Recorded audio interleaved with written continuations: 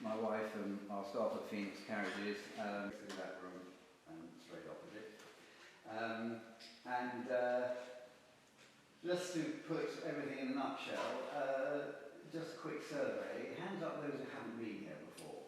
Some of you, quite a few. Okay, that's fine.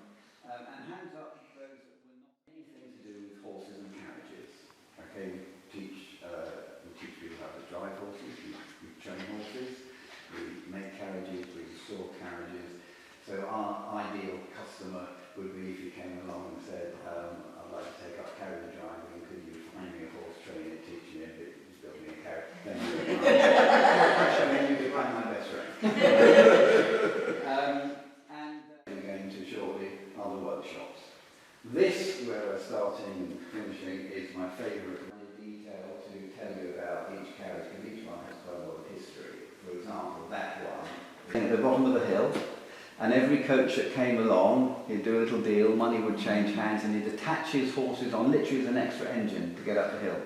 And then they'd unhitch at the top of the hill, they're about to unhitch there, and then he'll walk, ride it back down and wait for the next coach. So that's what we call a cock horse. So usually all these coaches were four. As you see, only 4 horses, and you'll see actually the horses are still actually working, or the wheeler horses, the wheelers are the back to the ones nearest the wheel.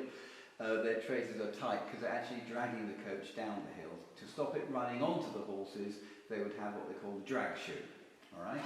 And while we're at this point, I will introduce you to my friend Bob, who's a guard on our coaches, and the guard would have operated the drag shoe.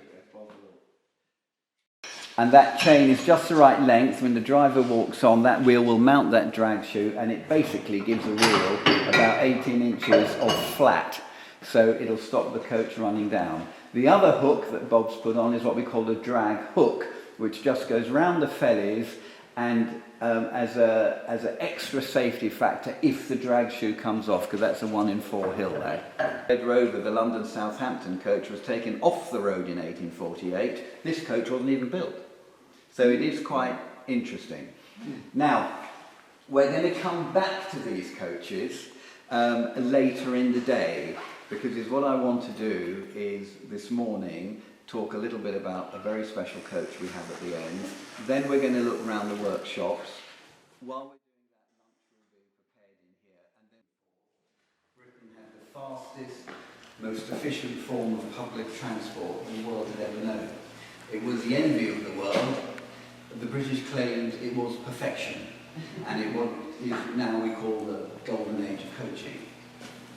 And with the advent of macadam roads and the start of the Industrial Revolution, and more people wanted to travel, the coaching era grew rapidly, as it ended rapidly with the coming of the railways. The elite, as I mentioned, was the mail coach. The mail coaches primarily carried the mail and a few passengers. They brought employment where there was none. You know, the coaches opened up the country. And this one, as I mentioned, the last one we know of, by Bidler, was actually the most famous. It was a legend in its own lifetime. It was the fastest coach in the country. Number 209, the Devonport London Mail. This brought back all your naval news. This was the real elite. In fact, it was the only coach out of approximately 300 covering the country that was given a name. It wasn't written on it. It was a pet name by the people that rode on it. It was called the Quicksilver. There we go, that's a Pollard painting of the Quicksilver in its So how long will it take to get from Devonport to London? 21 hours. I'm going to go back in history a bit now. We're going to look at 1635. Just to put things in proportion, in 1635, the public postal service was first introduced. This was a system of postboys. A lot of them were very elderly men, but they were called postboys, and they would ride horses around the country delivering your letters and everything. They were basically minor civil servants, so they have no real urgency for speed and efficiency. And this system, extraordinarily enough, remained unchanged for about 150 years. The postboys, some were efficient, others weren't. And it was notoriously unreliable, the system. In wet weather, half of them would probably just stay in the pub, so you had no real need to get the letters there. You could wait 2 or 3 months for a reply to your letter. It's difficult to imagine in this day and age when press of the button, you've got instant access and communication, then you could wait a long time. And it wasn't until in 1782, a guy called John Palmer, who was a theatre owner in Bath and Bristol, who was totally fed up with the delays of the postal service, decided to do something about it. He thought that the system could be greatly improved. And in fact, he actually knew it could be greatly improved because he had already organised himself a rapid carriage service to and from his theatres, and that with props and actors, and also up to London to keep in close touch with his London activities. Cut it in half and send a second half when you know the first half got there. So there wasn't a lot of sort of public help or advice for the public. So anyway, and then of course when Palmer, this theatre owner, went there with this idea, they thought, well, who is this guy, some theatre owner, what does he know? However, Palmer had friends in high places, in particular William Pitt, who was Chancellor of the Exchequer at that time. And William Pitt saw the advantage in this. He was wanting to raise taxes. We were at war with France, and he was going to put tax on coal, which he realised would be unpopular, but he saw that there could be a revenue in this postal service. But to get his colleagues to agree, he had to prove it, so he allowed Palmer a dry run. He allowed him a practice run to see that if it could work. And this happened in 1784, on the 2nd of August at 4 o'clock in the afternoon. The first mail coach run took place to demonstrate that this system would work. Palmer used his own coach, and really the postboy for this run would take approximately 15 hours. Palmer's coach did it in 15. So it was an outstanding improvement, so much so that it could not be ignored. The Palmer and his colleagues were ecstatic, so was William Pitt. The post office people were completely demoralised because it really had given the green light for it. They were all inside, but the most importantly is that you could have a guard on the coach who would be armed. The box on there, the pointer thing there, does it work? There you go, that box is for the blunderbuss and the brace of pistols. The guard would sit at the back above the mail would go in the box here. So it was a safe system. Postboys were often robbed, they were unarmed, they were slow, they were easy picking. This changed all that. And Besant did the design, and that is the original Besant mail coach. You see it's a little bit different from here. The main thing being is that the first coach, the body, oh, it doesn't work on that screen, look at that, difficult. The body is not attached to the front boot. That came a little bit later. But that was the original Besant design, and he was given an order for it, and in 1786, this patented design was presented to the post office as the coach to be used. And that was a livery, it was a royal back service, so the main colours here with the royal claret, with the royal coat of arms, the royal cipher, and the bright vermilion undercarriage. This was designed to be a coach to have a wow factor, for people to stand back and let it through. When you can imagine villages on the way to Devonport had never had anything like this come through before. They were looked upon this in awe, and it was quite a sight. More coaches were suddenly needed, more money was needed, and that's when Besant met a guy called Vidler. Vidler wasn't actually a coachmaker, he was a stonemason, but he had a lot of contacts and he had a lot of money. He was a successful stonemason, he did a lot on the royal palaces and everything, and he became a partner with Besant. And this is the Besant and Vidler works. Besant died quite suddenly and unexpectedly, but it is, you know, a very stressful business, carriage making. I can understand. Besant died in 1791, and then followed a bit of a legal battle. He left the control of the business to his wife.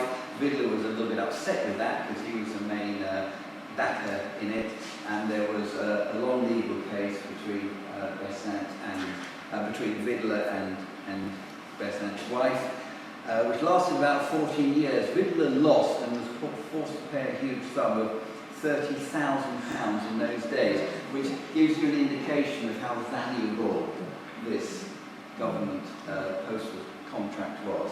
So in 1805, the firm became Vidler and Company, run by John Vidler. And what we call telegraph springs, which is this type of springing, which was already on the front, was then put on the back, and this coach was updated to be in line, in actual fact, with other coaches that were being made by other makers that had actually overtaken the design of these. But Vidler didn't like to update too often because it cost money, and this was purely a business for him. But in the end, he was forced to. And so this coach, which is the last remaining Vidler, was made in the Finch-Vidler era. We know this is a slightly earlier body, and we know that every mail coach would finish its route, go back to Millbank, and be serviced and repaired before it went back out onto its route. All right? Now, we know that the bodies would last about 10 years.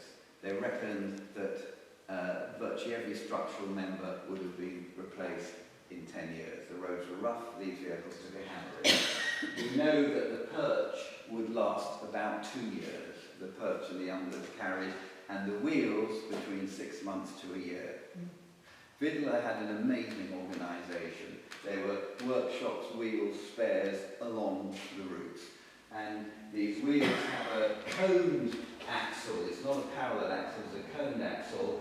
And Vidler invented this oil cap filling. So it's an older body on a slightly newer perch because we've got the older style here and the newer style curved perch. And that was very Vidler. He would update, because it was cheaper to update an existing coach than to necessarily sort of make new. He's doing the doors, and then that's it looking a little bit more shiny, and the doors, the wheels, and that's the wheels all top coated and the perch all top coated, assembled, and of course then the exciting part from us was to actually get the whole body on the coach. So we do that with hydraulic forks. The body's on a sort of rolling trestle, and that's basically that's what we do it now. And that is the coach getting pretty well finished. And that's the rear view, one of my best views. That's putting on other what appointments, what we call appointments, such as your spare lead bar. The lead bars, obviously the wheel horses go alongside the pole, then at the end of the pole you hang some bars, and you always carry a spare main and spare main bar and spare lead bar because they can break quite easily. So that's where the male coach would carry the spare lead bar, and we've got the spare main bar up there.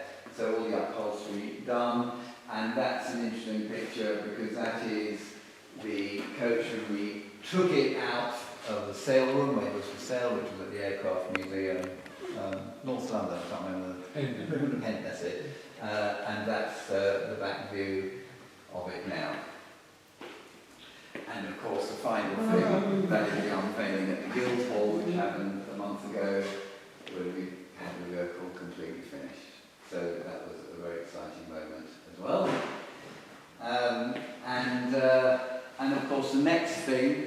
would be when we first horse it. The harness is being made at the moment, and we will be horsing it later this year. Horses haven't done it yet. We've had notification from the royal household that the Queen is interested to see it. And we'll wait for the horses to be in it then. And that is really because we want to try and continue a tradition, or celebrate the tradition, that the mail coaches on the monarch birthday of the day would parade in front of the monarch from the Millbank factory before they went on their route. And so we want to do that. And this is another picture of bags, and collect them, that have them on a pole, and you'll grab them as it went past. Speed was the key factor, and there was so much pride in this. The guard would be fined if the mail was late, and it became a thing of real pride and panache, and this was the best. So how many changes of horses would it have between Devonport and Had, London? I've got it written down, sorry. It had, can you remember, Bob? Well, so every 10 or 12 Yeah, every 10 or 12 times. Yeah. Now, the first change of horses was at Hounslow, which was a little village outside London. And there were about 1,000 odd horses stable at Hounslow. There were 6 West Country mails that left Piccadilly at 8:30, and by the time we reached Hounslow, the Quicksilver was 10 minutes ahead of all the triangles. I've got here a few interesting facts about the coaching business, which now we're onto this bit, will be interesting. I'll read these out because I can't remember all the figures. In 1835, so that's when this was taken off the road, the average number of coaches licensed in Great Britain was over 3,000. So it gives you an idea, this is an immense business. Millions of pounds were tied up in inns, coaches and horses. Over 30,000 were employed as proprietors, coachmen, guards, bookkeepers, clerks, porters, ostlers and innkeepers. 16,839 coachmen, that's non-domestic, because a lot of households have their own coachmen, and guards alone in Great Britain, in addition to the ancillary industries employing coach builders, harness makers, whip horn makers, farriers, farmers and so on. So you're talking about, an immense business.